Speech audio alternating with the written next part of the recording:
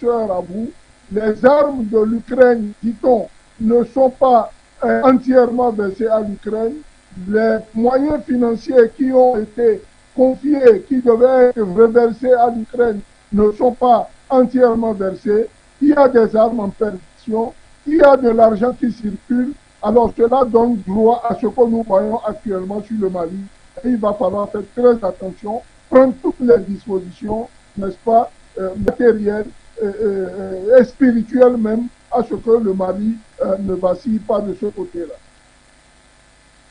Madame Zat, Batengene, encore des morts au Mali, encore des morts à Tessie. Nous tenons à rappeler que c'est bien sûr la zone des 3 frontières côté malien qui, voilà, depuis un moment est très souvent la cible de ces attaques terroristes. Ça a encore été le cas le week-end dernier avec un bilan. Au départ, l'on parlait d'une 20aine de morts, mais par la suite, le bilan s'est alourdi. On est passé carrément de cette vingtaine pour 42. Au niveau également des blessés, le bilan s'est davantage alourdi. Mais comment est-ce qu'on peut comprendre que malgré aujourd'hui le fait qu'il y a un renforcement de l'artillerie militaire au niveau des FAMA et que l'on puisse encore vivre? De quel pays cette artillerie a-t-il transité pour se retrouver sur le territoire malien? Effectivement, notre frère Hamzat corrobore un propos que nous tenions une fois ici lors de l'émission qui était consacrée à l'opération militaire spéciale entre la Russie et l'Ukraine. Nous disions que les armes qui n'arrivaient pas et dont Zelensky lui-même se plaignait de leur disparition tout à fait magique, ces armes terroristes n'est plus la guerre de quelques bergers que l'on retrouve dans le Sahel. C'est la guerre de professionnels. Nous avons prévenu ici pendant plusieurs jours que les forces spéciales de la sous-région Afrique de l'Ouest ont été mobilisées, ont été mises à contribution. Après l'échec des forces spéciales ivoiriennes, les forces spéciales ghanéennes ont carrément été mises à contribution. Que des mercenaires, par la voix de notre frère Okosisi Baba Nicolo, nous avons su que des mercenaires étaient il y a peu de temps, entraînés du côté du Libéria, du Niger, et également certains devaient venir de la Côte d'Ivoire. Toutes ces forces-là sont aujourd'hui réunies dans le Sahel. Il ne s'agit pas de l'EIGS, ce n'est pas l'État islamique dans le Grand Sahara qui est en train d'agir. C'est une cohorte de mercenaires. Mais qui sont donc, j'ai envie de dire, qui sont chapeautés par qui? Ils sont chapeautés par l'OTAN.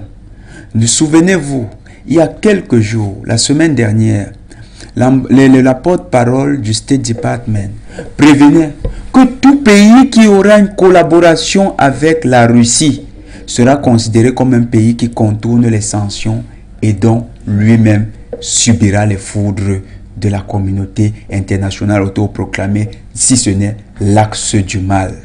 Donc, ces menaces-là sont en train d'être mises en exécution. Souvenez-vous de Madame von der Leyen, qui prévenait que tout pays qui a soutenu la Russie subirait les foudres de l'Occident collectif. Souvenez-vous des menaces même de M. Macron lors de sa dernière visite. Souvenez-vous encore des menaces proférées par les responsables de la Commission de l'Union européenne. Tous ces éléments mis ensemble concourent à comprendre qu'il s'agit d'une action qui est coordonnée par les forces de l'OTAN. Pourquoi nous disons les forces de l'OTAN comme le premier suspect? Nous prenons les forces de l'OTAN comme premier suspect. Le cas de l'Ukraine nous renseigne à suffisance sur la capacité de nuisance et le jeu trouble de l'OTAN. Les forces de l'OTAN ont recruté des mercenaires qu'ils ont placés aux côtés de l'armée ukrainienne et qui se battent. Ils sont parmi ces mercenaires, vous retrouvez la Légion étrangère française. Vous retrouvez les combattants des forces spéciales canadiennes. Vous retrouvez les combattants des forces spéciales états-uniennes, les Navy Seals. Vous retrouvez les combattants des forces spéciales britanniques. Pardon, je vais me souvenir leur nom. Et vous avez toutes ces forces-là qui se retrouvent et qu'on appelle désormais la Légion internationale ukrainienne. En fait, c'est une cohorte de mercenaires. C'est le même processus qui est actuellement mis en place en Afrique au niveau du Mali. Puisque il faut des combattants professionnels qui ont la maîtrise du terrain, qui ont la maîtrise des armes, qui ont la maîtrise de la géographie locale. On va recruter les forces spéciales dans les pays locaux qui sont proches de l'OTAN. C'est pourquoi il y a le Ghana. C'est pourquoi il y a certains mercenaires qui ont été formés au Libéria. Il n'est pas exclu également que certains instructeurs du Libéria soient également mis à contribution dans cette opération. C'est pourquoi dans ces mêmes opérations, vous allez retrouver des combattants qui viennent de Côte d'Ivoire, du Niger. Tous sont des combattants de forces spéciales. Éliminer 42 soldats bien entraînés, ça ne relève pas de la compétence de vulgaires bergers qui se seraient levés, auraient appris à tirer après 3 jours dans le désert. C'est des professionnels. Avoir la capacité de cibler à partir de données relevées par un drone, c'est des professionnels. Tout ceci montre qu'il s'agit de professionnels du métier des armes et que le Mali est officiellement entré en guerre, il faut le dire. Le Mali hier répondait à des attaques ciblées, à des attaques simultanées à partir d'individus embusqués ou bien d'individus isolés. Mais aujourd'hui, la grande meute qui avait été fabriquée et qui était dormante aux frontières, qui est du Niger ou bientôt de la Côte d'Ivoire ou alors d'un autre État qui lui-même collabore à la déstabilisation du Mali, ces meutes-là sont enfin lâchées. Et ces meutes sont constituées de militaires professionnels. C'est pourquoi nous n'avons qu'une chose. L'armée malienne ne doit pas faire de quartier. L'armée malienne ne doit pas prendre de prisonniers, si ce n'est pour qu'il y ait un tribunal international au cours duquel chacun des pays incriminés devra répondre de ses actes. D'accord. Et ça remet justement sur la sellette cette fameuse affaire de soldats ivoiriens interceptés donc au niveau de l'aéroport de Bamako. Et on se rappelle que certains de nos experts trouvaient que je crois que c'est toujours vous l'avez dit, que cette arrivée d'une quarantaine de soldats, c'était une façon de distraire un tant soit peu, le temps de permettre à ce dispositif de bien se constituer, effectivement. Tout à fait. Alors, Souleymane Hamzat, c'est vrai que on ne dira pas que, on dit très souvent qu'il n'est jamais trop tard. Et donc, le Mali a réceptionné de nouveaux appareils, des nouveaux aéronefs. Et puis, nous le savons, le président, le colonel Assimi Goïta, a par ailleurs réceptionné et redistribué ce matériel aux éléments justement de l'armée de l'air du côté du Mali. Et on va dire, quelques heures après, il a eu un entretien téléphonique avec le président russe Vladimir Poutine pour reparler de cette coopération entre la Russie et bien évidemment le Mali. Et je pense également qu'il était important peut-être de revoir aussi peut-être quelle autre stratégie nouvelle apporter pour éviter qu'à l'avenir ce genre d'attaque survenue à Tessie ne se produise. Parce que Jonathan l'expliquait tout à l'heure, les assaillants semblaient mieux armés, ils semblaient avoir ciblé les positions exactes des FAMA. Donc je pense aussi qu'avec ce nouveau matériel, parce qu'on parle notamment des aéronefs, des albatros, qui pourraient effectivement permettre à ces militaires maliens de... Je voulais ajouter un élément, Madame Linda Dedi. Madame Dedi, les assaillants ont le mode même opératoire d'une armée professionnelle. Vous savez quoi? Ils ont eu des morts. L'armée malienne parle de 7 morts et de nombreux blessés. Vous savez ce qu'ils ont fait de leurs morts? Ils ne laissent pas leurs cadavres au sol. Ils les récupèrent et ils rentrent. Allez voir. Ces pratiques relèvent de quel corps? Si ce n'est d'une armée professionnelle. C'est des professionnels. L'armée malienne affronte des militaires professionnels. D'accord. Il faut donc redoubler d'efforts. Monsieur Hamzat, nous sommes avec vous.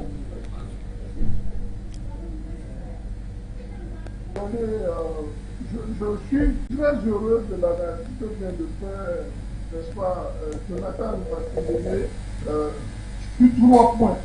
Et là, je vais vous parler un peu de ça. Vous savez, pour la petite histoire, les forces spéciales, j'en ai fait partie quand je faisais mes cours officiers en Libye. Ouais, il a parlé, n'est-ce pas, de l'artillerie. Il faut dire ici, et c'est confirmé d'ailleurs par ce soldat rescapé, que le camp a été pilonné. Il y a eu d'abord, n'est-ce pas, un pilonnage du camp pendant des minutes avec une avancée sur terre, mais couvert par, n'est-ce pas, des drones qui, du point de vue aérien, donnaient, n'est-ce pas, un certain nombre de repères.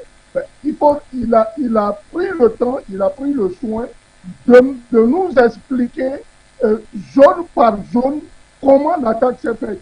Il a expliqué que du côté de la zone, une certaine sécurité du point de vue de notre rescapé. Il faut aller s'interroger sur la méthodologie qui a pu permettre, n'est-ce pas, de casser ce verrou sécuritaire. Alors, à moi maintenant de me poser la question de savoir quel était le type de matériel utilisé. Quelle était la capacité, n'est-ce pas, matérielle, humaine, et surtout en termes d'attaque, quel était le plan défini?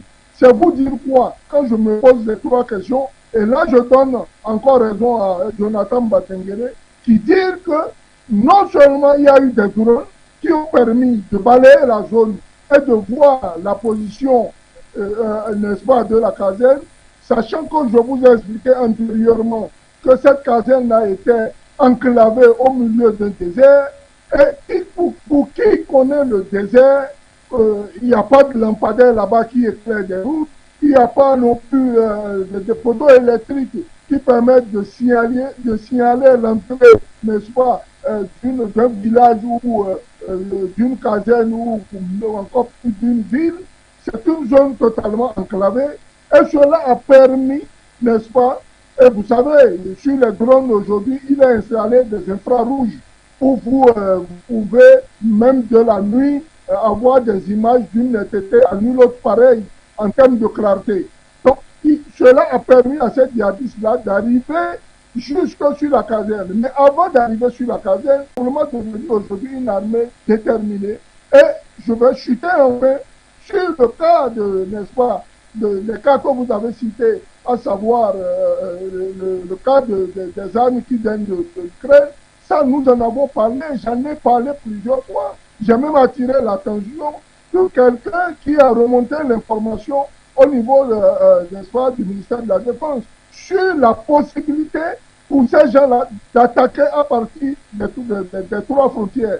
Aujourd'hui, vous voyez que le Mali, pour ne citer que niveau, même l'OTAN chapeauté par ses potentats intérieurs. Et je vous envoie constater que depuis un certain temps, tous les terroristes qui sont arrêtés au niveau de Bamako et environ sont toujours porteurs d'une identité d'un pays voisin. Je ne le nomme pas, vous le savez, et je pense que les autorités maliennes, quoi qu'on en dise, ne sont pas des flemmards, c'est des gens déterminés, c'est des gens qui ont été au front, ils savent ce que c'est que la guerre, ils savent comment combattre l'ennemi, et le matériel reçu tout dernièrement vient encore, n'est-ce pas, donner une poigne, une certaine détermination, un certain engagement à l'armée malienne qui d'ailleurs, nous verrons dans les jours à venir, fera très très très mal.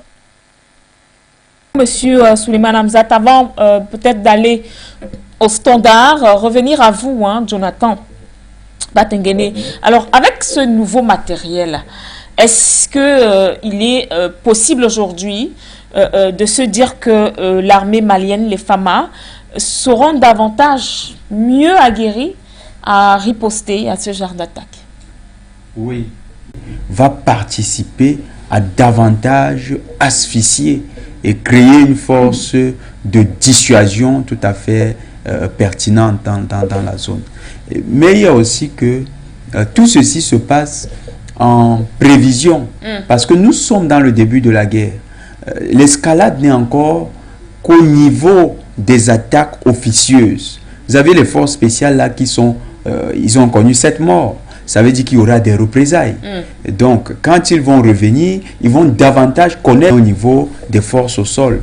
Donc, Les Maliens vont certainement à l'étape suivante, qui est en fait l'étape qui est tant attendue par l'OTAN. Et c'est l'étape que nous avait vendue le ministre de la Défense, des Affaires étrangères espagnol. Il avait dit qu'une intervention de l'OTAN au Mali n'est pas exclue. Nous avons répété ici qu'il ne s'agit pas... Par la suite, il s'en est excusé. Il a fait comme Salgado, en fait. Salgado a dit ce que tout le monde n'attendait pas. Et Guterres avait déjà dit que non, l'ONU ne connaît pas les 49 mercenaires. Et Salgado est venu dire, non, en fait, nous les connaissons. Ils avaient... Du colonel Assimi Goïta, il a quand même tenu à remercier. Lui-même étant un membre des forces. C'est vrai que moi, j'ai pas trop bien compris. C'est on un parle commandant. d'une quarantaine de morts. Et puis, c'est vrai, c'est pas pour dire qu'il va jeter ses éléments à la vindicte populaire. Mais le message qu'il donnait, c'était un message d'encouragement, mais également un message... On avait comme l'impression, enfin, pour nous les novices, on se disait, mais comment tu peux autant féliciter et encourager? En fait, c'est ce détail que les uns et les autres, on n'avait pas, on se limitait aux chiffres. Aux chiffres officiels ailleurs, ou le dégager totalement du continent. Et l'OTAN est conscient que dès que l'Afrique de l'Ouest va se libérer, l'Afrique centrale, qui a déjà pris une option indépendantiste forte, ne va que l'exprimer en totalité. Et c'est quoi la conséquence? L'Occident, qui est aujourd'hui en guerre contre la Russie, a perdu la guerre des énergies. L'Occident achète plus cher les énergies dans le monde. L'Occident s'appauvrit, c'est un phénomène historique. L'Occident collectif s'appauvrit pendant que les nouvelles régions émergentes s'enrichissent. Bon, et là, ce n'est encore qu'avec les régions émergentes qui ne constituent pas le gros des ressources de la planète. L'Occident a conscience que si l'Afrique, si son émergence épouse la même politique commerciale que les nouveaux axes émergents comme la Russie, la Chine et d'autres, l'appauvrissement de l'Occident va être décuplé par un coefficient peut-être de 100 ou de 1000. Et l'enrichissement, à contrario, de l'Afrique va s'accroître par un coefficient presque équivalent. Ce qui veut dire que dans les rapports de force, l'Afrique va se retrouver en position dominante. L'Afrique pourra dicter ses choix et ses nouvelles orientations à l'Occident. De façon claire, l'Occident est en train de devenir l'assujetti de demain, du monde de demain. Et dans cette lutte pour sa survie en tant qu'hégémonie mondiale, l'Occident se sent obligé de flatter l'ego de quelques larbins sur le territoire africain. C'est ces larbins, Akufo-Addo, Bazoum, Ouattara, c'est eux. Et le footballeur George Weah, ou bien encore celui-là, il est très léger, on va parler de lui peut-être, Monsieur Mbalo. Donc, c'est ces gens qui prêtent main forte à cette entreprise. Sur le plan local, la mayonnaise a été concoctée par un ensemble de pays voisins du Mali. C'est pourquoi vous voyez que l'attaque commence par le Tchad. Et nous disions encore que la force de l'OTAN qui est de l'OTAN contre le Mali. D'accord. Et cette force en attente devra accompagner les forces de la CEDEAO, cette fois-là, pas celles qui sont voilées actuellement, dissimulées, les forces officielles en treillis militaires qui vont prendre pour prétexte que le Mali ne respecte pas les droits de l'homme dans la lutte contre le terrorisme sur son territoire.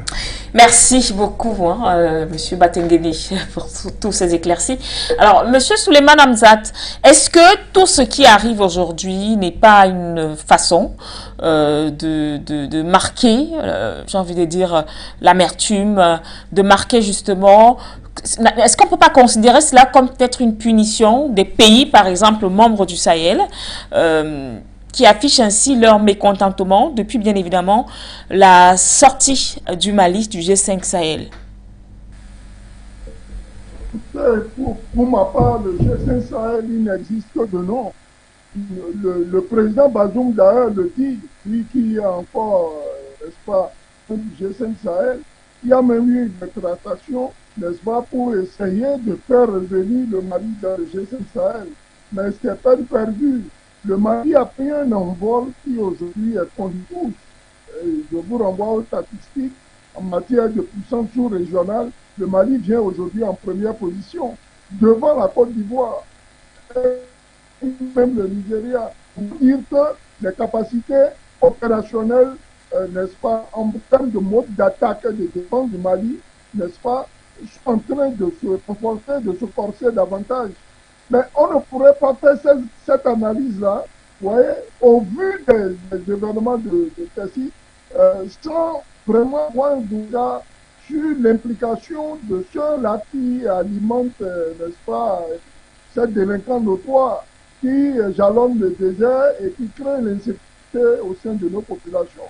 Il y a bien des gens qui sont cachés derrière. Et d'ailleurs, quand vous remontez, encore une fois, je reviens aux rescapés, aux militaires rescapés, n'est-ce pas, qui nous dit ici, il dit nous avons combattu.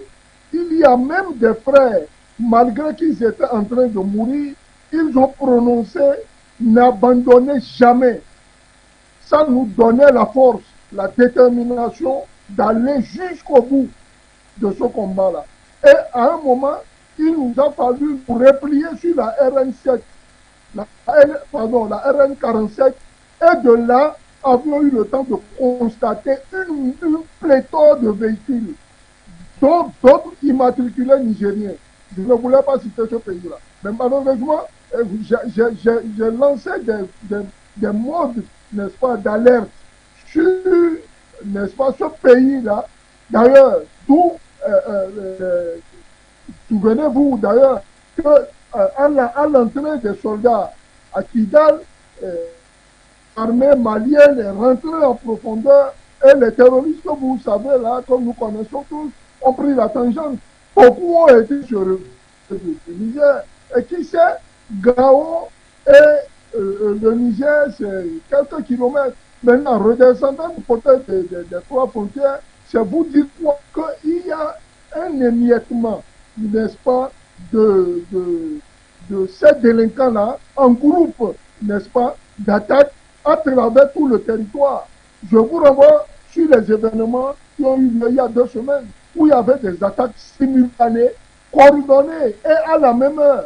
C'est pour dire, c'est pour juger en fait la capacité opérationnelle de l'armée malienne à faire face à plusieurs fronts. Mais ils se sont trompés. Ils se sont trompés, mais sur toute la ligne. Ils ont eu du répondant. Non seulement ils ont eu du répondant du côté militaire, mais la population malienne, que je salue ici avec ferveur, s'en est mêlée. D'où, d'ailleurs, n'est-ce pas, le recueil de certains terroristes dans des puits, dans des maisons, d'autres étaient même allés se cacher sous des lits. Donc, c'est vous dire quoi? Il n'y a pas que l'armée malienne qui est en train de se battre dans cette affaire.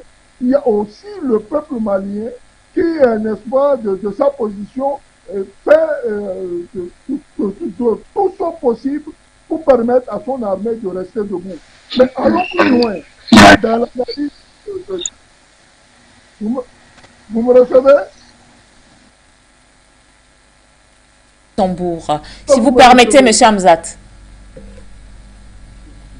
Vous me recevez? Très bien. Je disais justement que si vous, avec votre permission, on peut prendre ce téléspectateur depuis le Luxembourg.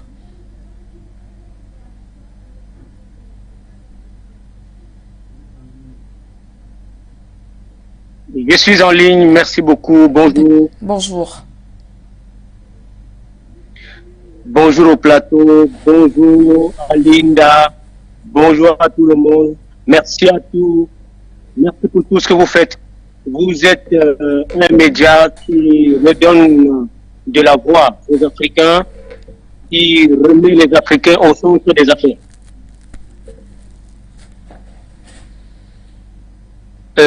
Je voudrais dire un mot sur la situation au Mali. Nous vous écoutons, monsieur. C'est simple. Oui, c'est simple de comprendre ce qui se passe au Mali. Vous savez ce que j'ai l'habitude d'appeler les barbares colonialistes. Je n'insulte personne, c'est ce qu'ils sont. Les barbares colonialistes sont un peu comme les sangsues. Ils ne lâchent pas leur poids. C'est à la proie de se défendre. Et j'appelle le colonel Assimi Goïta à former une force africaine, la Légion africaine pour la défense du peuple africain. Moi qui vous parle, je suis prêt à intégrer cette force. Je me définis toujours comme étant un Africain né dans une ville que les barbares colonialistes ont appelée le Cameroun. Avant que les barbares impérialistes, colonialistes ne viennent en Afrique, nous étions un peuple. Donc il n'y a pas de différence entre le Malien et le Camerounais. Le Mali aujourd'hui est face à un problème lié à ses richesses. La France, qui a exploité depuis des décennies, depuis des dizaines d'années, les richesses de ce grand pays,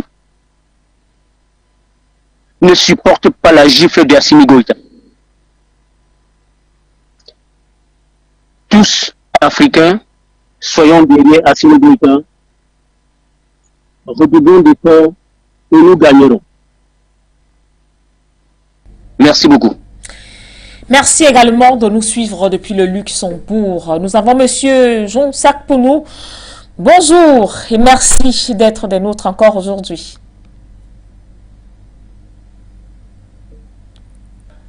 Bonjour aux techniciens, bonjour à vos invités, Jonathan et Suleiman. Bonjour à ceux qui écoutent For You Media. Vous voyez, comme l'a dit mon prédécesseur, c'est toute l'Afrique. Et je vais dire que ce que Linda est la première, Linda Labaoui est la première personne qui avait dit que les armes que les Américains et les Européens à la Russie et plutôt à l'Ukraine, ce n'est pas tous ces armes-là qui se rendent là-bas. Plutôt, ce témoignage-là, l'armement de ces renégats,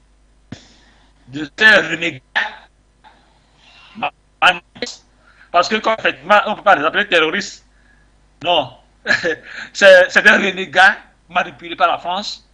Leur armement est questionné que nos dirigeants africains, sans exception, même pro-occidental, qu'ils sachent que ce qui se passe actuellement, ça va de la suivi de la race noire. Si, malgré leur appartenance à ces loges maçonniques, parce que c'est très spirituel, ce qui se passe dans le physique se passe déjà dans le spirituel. C'est ça. Beaucoup ne comprennent pas. Comme Goïta, tel qu'il était venu au début, il avait vu, il voulait l'éliminer par les choses là, voilà, à la mosquée et autres jusqu'à aujourd'hui. Mais s'il a pu suivre, ça veut dire que oui, la victoire est à nous. Ça, il faut pas perdre de vue cela. Ils sont vaincus. Alors, ces armes qu'on envoie à l'Ukraine ne vont pas toutes là-bas. Elles sont effectivement et dans le golfe de Guinée. N'oubliez pas ça. Mais ils vont échouer parce que c'est une injustice qui ne date pas d'aujourd'hui.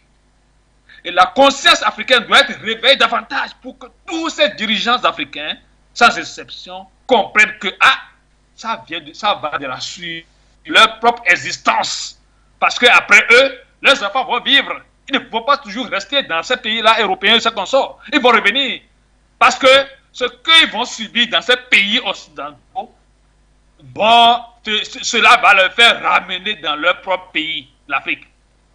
Alors, ça va de bon accord qu'ils s'associent au combat qui se passe au Mali, qui s'associe à l'idéologie de Assimi Goïta et autres pour libérer l'Afrique.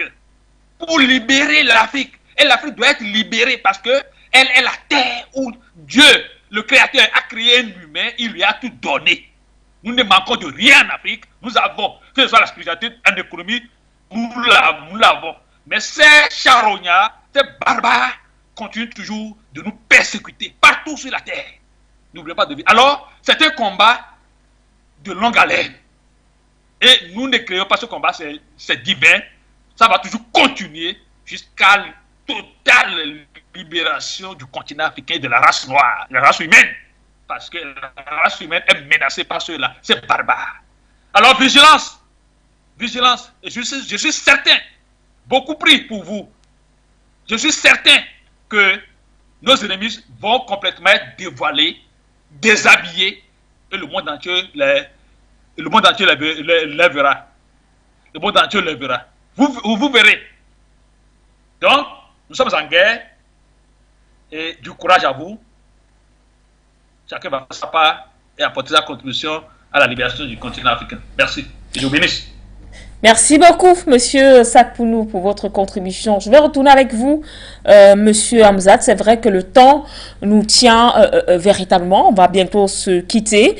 Mais nous rappelons quand même que dans la suite de cette thématique, demain, nous allons revenir sur cet entretien qui s'est tenu il y a quelques heures seulement entre le président Vladimir Poutine, mais également le président, le colonel Assimi Goïta, qui ont également qui avait donc à l'ordre du jour le problème sécuritaire au Mali et bien évidemment les différents axes de coopération qui vont donc très bientôt être d'actualité du côté du Mali. Mais tout à l'heure, Monsieur Hamzat, je crois dans votre première prise de parole, vous avez évoqué quelque chose d'assez important, une chose qui vient encore d'être dite là tout à l'heure par Monsieur Sakpounou. Vous avez dit certes, le combat, il est sur le plan de la sécurité, mais il est aussi spirituel. Monsieur Sakpounou a parlé des loges maçonniques. Tout à fait, madame, je ne peux même pas plonger dans ce qui est des loges maçonniques. Ça, c'est plus vieux que le monde. Mais il s'avère qu'aujourd'hui, il y a une autre méthode, il y a un autre paramètre spirituel que je ne voudrais pas évoquer ici. D'ailleurs, qui appelle à ces grands massacres qui en réalité reste un sacrifice de sang. Interroger les vrais spiritualistes du Cameroun vous diront que par les temps qui courent, n'est-ce pas, le roi des ténèbres a besoin de ça. Et pour satisfaire son ego, il se sert de certains qui, ma foi, ont les moyens faciles pour en arriver à cette, n'est-ce pas, cette, non seulement déraciner la population, cette manière de déraciner la population humaine, mais d'autre part, de la métamorphoser. Et vous voyez cela à travers, n'est-ce pas, tout ce qui se passe en Europe aujourd'hui. Imaginez-vous qu'on mette des enfants, n'est-ce pas, de 3-4 ans à l'école et qu'on leur enseigne n'est-ce pas, la sexualité. C'est une démence qui ne dit pas son nom. Vous allez plus loin. Vous voyez qu'aujourd'hui, on vous impose le mot sexualité.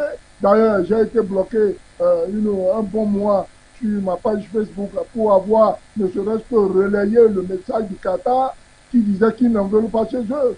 Et je peux aller encore plus loin. Vous voyez bien que ces guerres-là, depuis une trentaine d'années, sont des massacres sans lendemain. C'est-à-dire qu'au-delà de cela, il n'y a ni tribunaux, il n'y a ni juge, il n'y a personne. Le droit de tuer est permis à une certaine élite.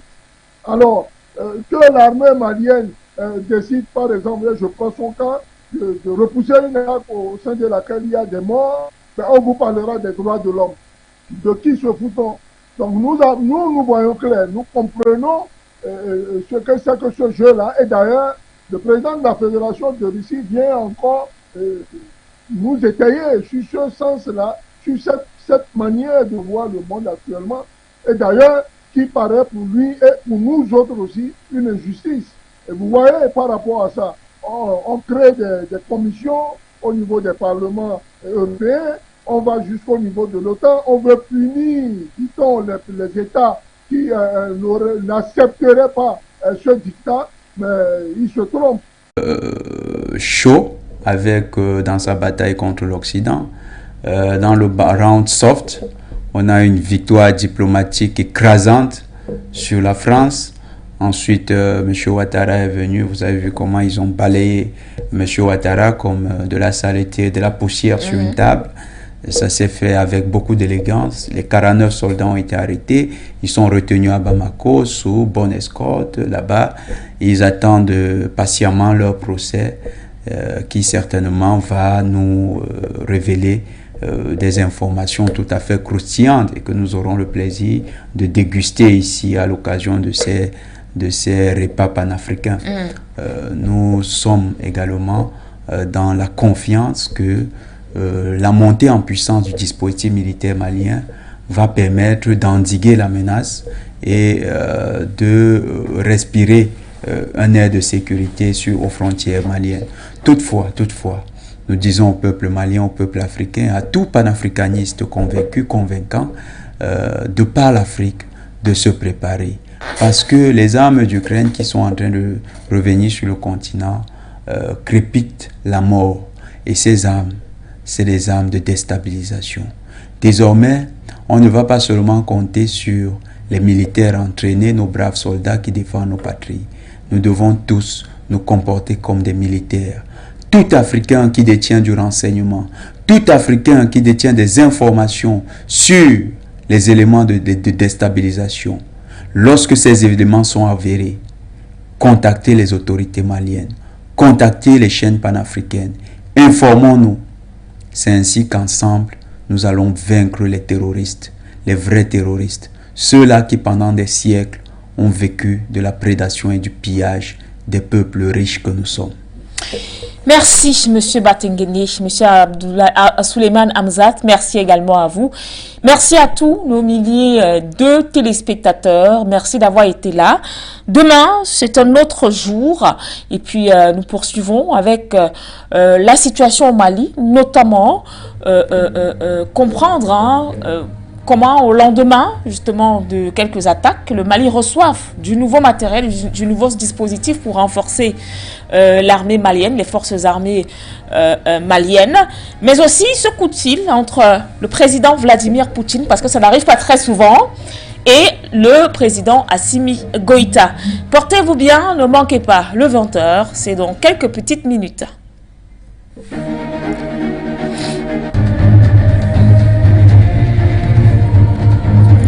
Tu as lu l'article, c'est...